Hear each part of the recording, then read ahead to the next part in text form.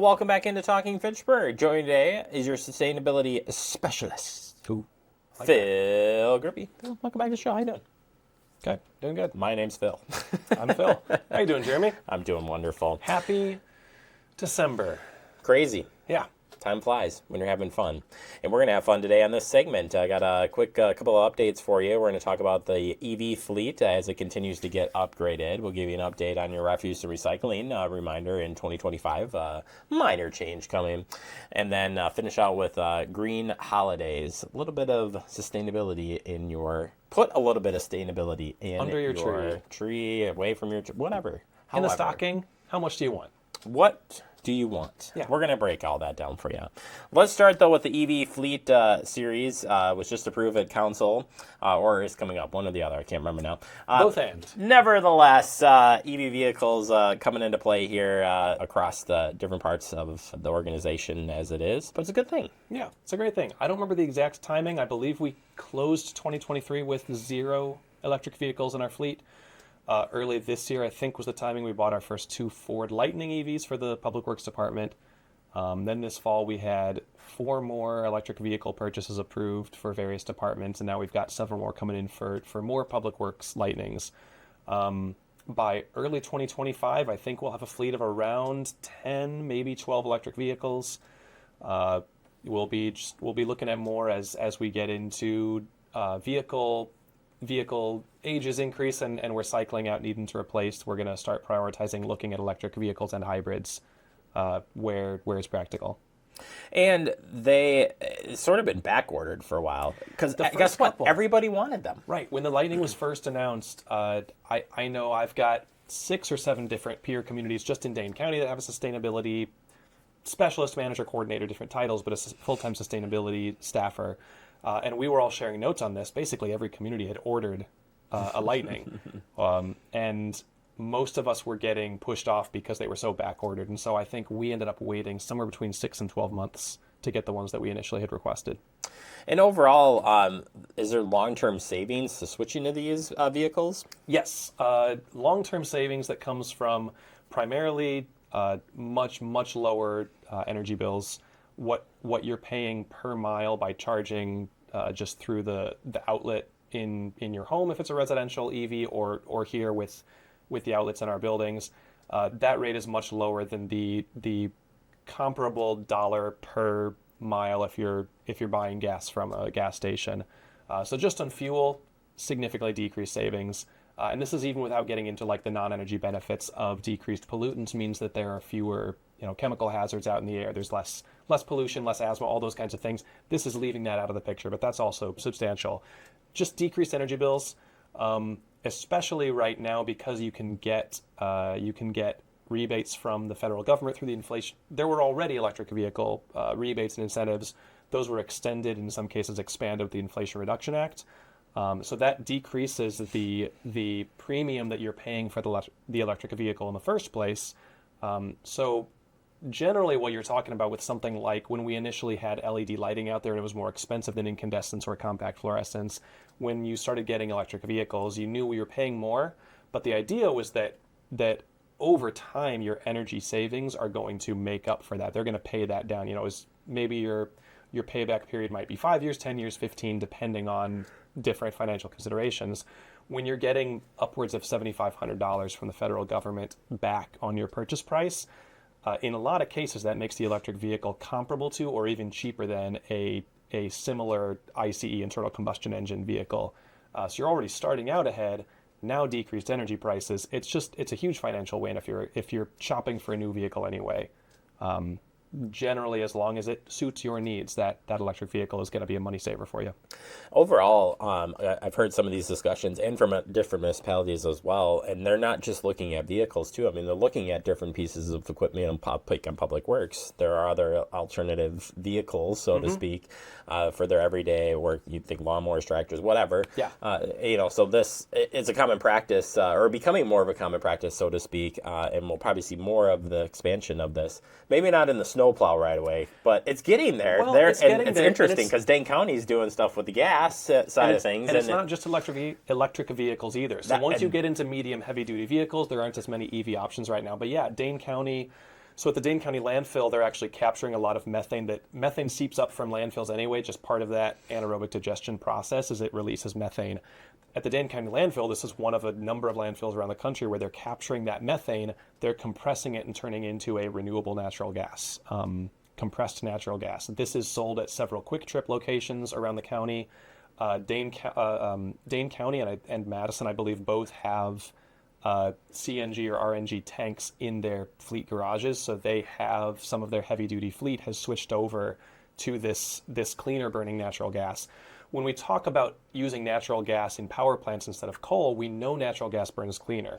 One of the biggest concerns about it is when you're extracting natural gas, there's a lot of methane that seeps out in that process, as well as concerns with fracking. But we know natural gas burns incredibly clean compared to coal, and so this is a much better option for these heavy-duty vehicles than using diesel. Biodiesel is another option that's out there. A lot of vehicles have switched to biodiesel. For a smaller municipality with only one garage and a little bit more limited space, a little bit more limited budget, this is something that we're looking at, but it hasn't yet been in the cards for Fitchburg. But certainly there are other options for medium and heavy duty, whether it's renewable natural gas, biodiesel, auto gas, or like a liquid propane is an option that some cities are using for their fleet. So there are other things out there besides EVs, for sure. Yeah, no, I think that was the point where I was going is that, Yeah. you can look beyond the EVs too, but we're going to see alternative vehicles come into play, and it's cool to see that come to fruition. And the more competition out there, the better price, better, we'll see options there. So keep an eye on that certainly as we move forward. Over to our recycling refuse contract with Pelletieri was updated starting in 2025.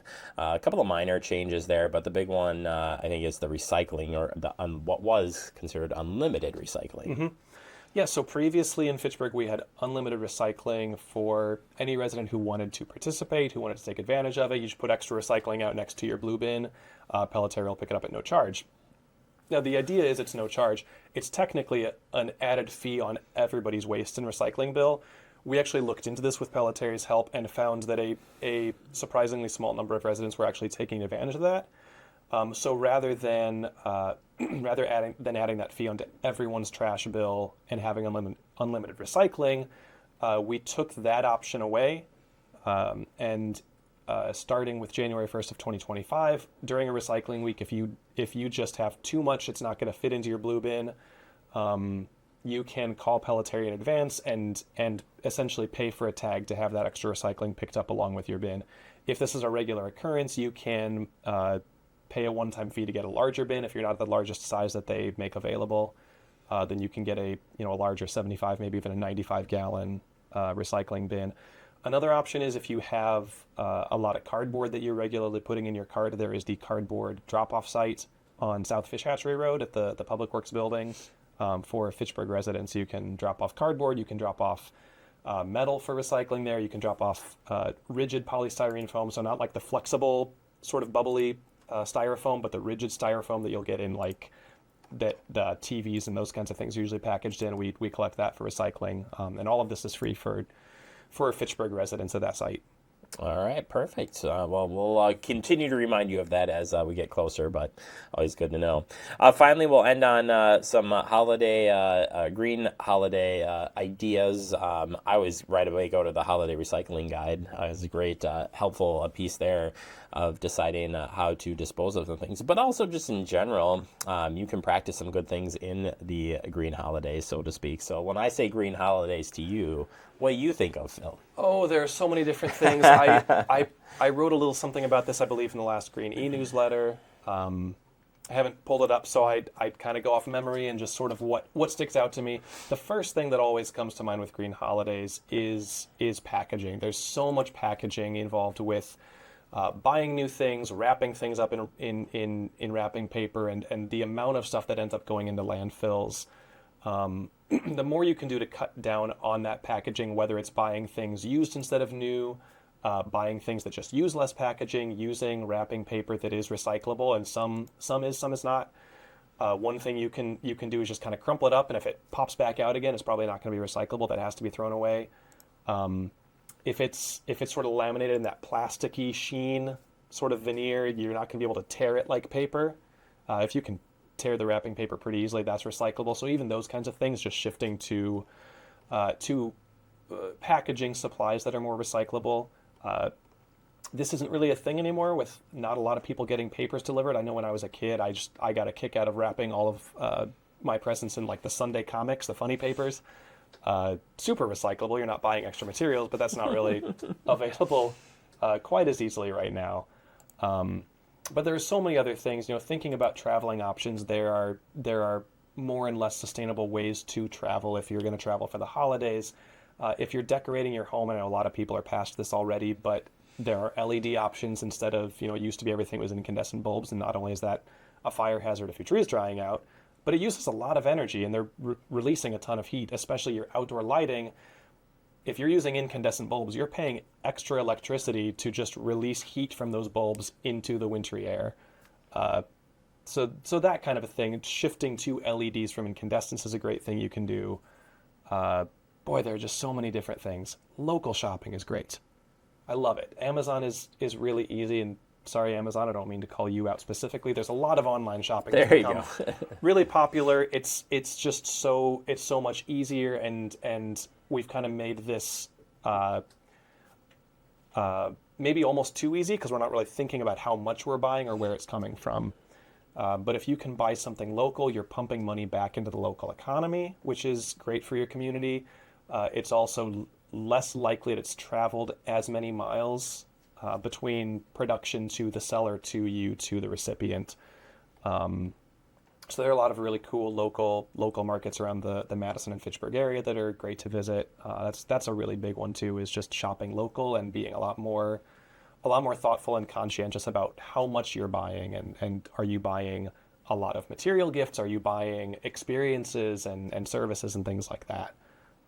There are a ton of ways that you can think about going green.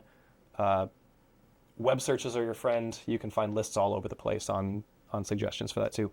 Yeah, one that our family took in, I say finally, but it's always been there, was reusable bags for shopping of any sort. Mm-hmm. So we kind of drew the line like, okay, Yeah. like let's just do this and keep it in front of the door. But I'll tell you, not only is it work really well about reusing, but it's less bags they carry in. Like it's kind of interesting with the grocery shopping.